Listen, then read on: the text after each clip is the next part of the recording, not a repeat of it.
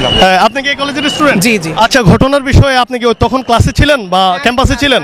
তো ঘটনার বিষয়ে যদি আমাদেরকে একটু ছোট করে জানাতেন।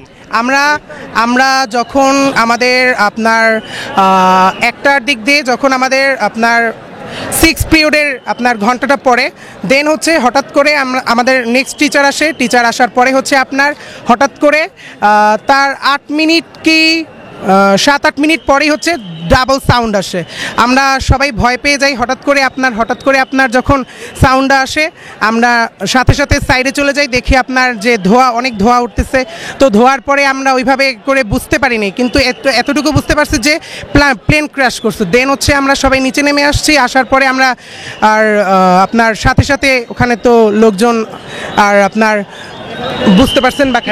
আচ্ছা, কোনো লাশ কি বের করতে দেখেছেন বা আহত কি আপনি নিজে দেখেছেন? আচ্ছা, মানে আনুমানিক কজন মারা গিয়েছে বা কজন আহত হয়েছে আপনার কোনো ধারণা আছে সে বিষয়ে? এটা বলতে পারবো না, কিন্তু অনেক লোক ছিল ভিতরে, সব ছোট ছোট বাচ্চারা ছিল, টিচার ম্যামরা ছিল, ক্লাস নিতে ছিল তারা।